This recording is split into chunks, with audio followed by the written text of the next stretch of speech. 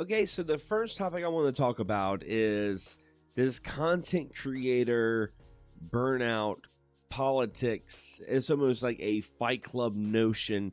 Every once in a while I'll go on Twitter and a content creator will post, kind of venting about, content they're making, and it's just not growing. And what's really weird is that's almost like an unspoken rule for a lot of people, that you're not supposed to do that. Like, it's a weird thing that it's almost like in bad taste to vent about your channel. Now, I think it really depends on who you surround yourself with, what kind of community you have. But for the most part, I've had moments where I have vented before and got backlash. Believe it or not, I've had people tell me, you should just be grateful you have viewers, or they use this weird condescending statement of, well, I just do this as a hobby. And to me, that can be kind of a bullshit statement. It's kind of a scapegoat in the sense that, if their channel never gets big, oh, I'm just doing it as a hobby. If it gets big, oh, I was just doing this channel as a hobby. It's kind of like, whatever happens, this is how it is. And that's fine. Some people feel that way, but there are a lot of people that kind of gatekeep that hobby, and they kind of try to project their own idealism on other people. And it causes a lot of drama. It causes a lot of YouTube drama. And let me tell you, that's a great segue into YouTube drama. I think this is the worst poison that YouTube has. And, people do love drama. And I've seen a lot of content creators who went out there, they tried to have a channel, it didn't go up to their expectations like I was talking about earlier, and they decided to attack some of the content creators they looked up to. They will make a video ranting about this person, and they will gain an audience of other like-minded individuals. Well, let me tell you, those like-minded individuals are not your actual audience. They're vultures, and this is where the drama gets really bad in YouTube, because people have this false security that their channel is growing. So whenever they do get out of the drama, or whenever the well runs dry and they start making the original content that their channel was intended for, everyone that was watching that drama goes somewhere else. They go to whatever other drama is happening.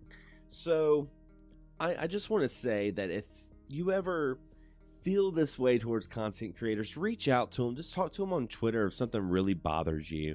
I think making videos and trying to stir the pot is in really bad taste, in my opinion, because it does project what others may think of you in the future. And if you're someone who's trying to get into some sort of industry, this could definitely blacklist you. So just keep that in mind. And, I'll say this: if you're making content and you're feeling depressed that you're not getting the growth that you're looking for, I want you to always remember this, that you're doing something that, regardless of how many channels are on YouTube, there's just as many people in the world that don't have the guts to have a YouTube channel. They don't have that mentality to get in front of the camera, or to learn audio editing or video editing, graphic design.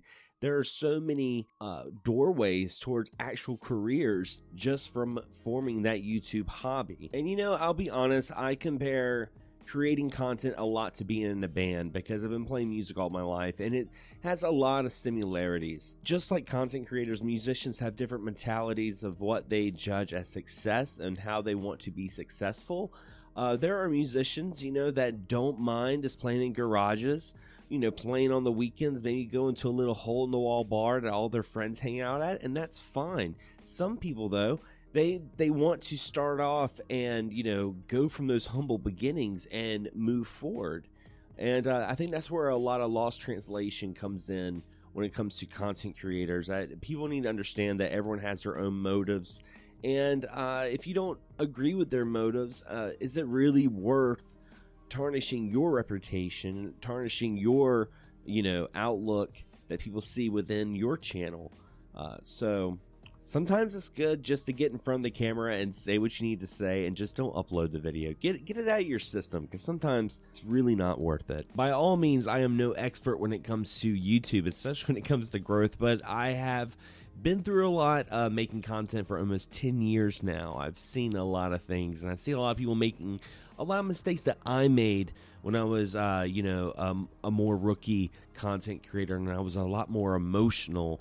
And there was a lot of damage I did in the past, getting into those drama wars and people, flinging stuff back and forth and just trying to get that growth. Because guess what?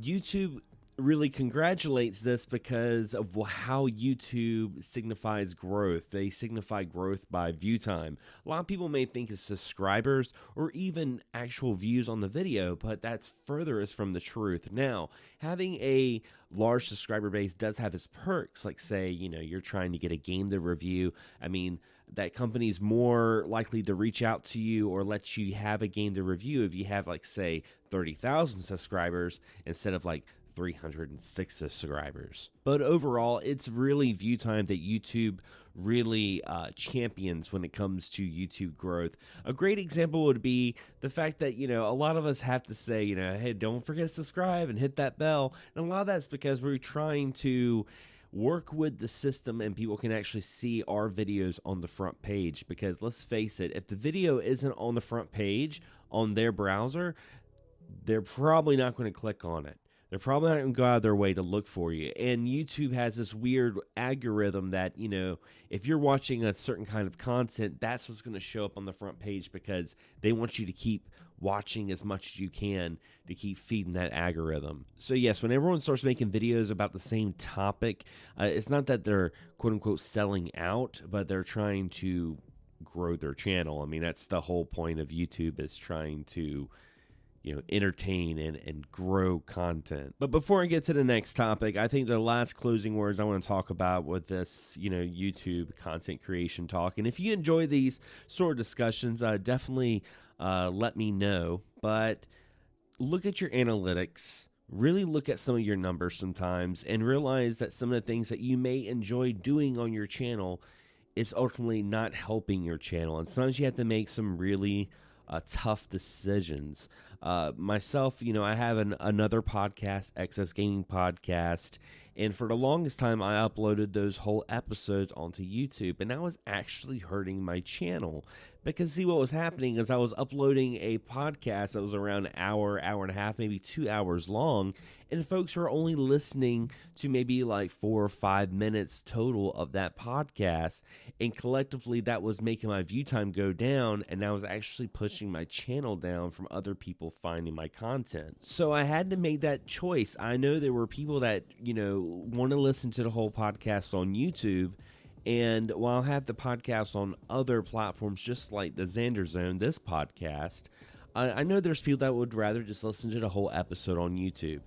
But unfortunately, it actually does better to cut it into segments and upload it 10-minute tops, little clip. Helps your view time, that helps everything. And if they really enjoy it, maybe they'll go and listen to you on Spotify, iTunes, or iHeartRadio, whatever other podcatcher there is out there.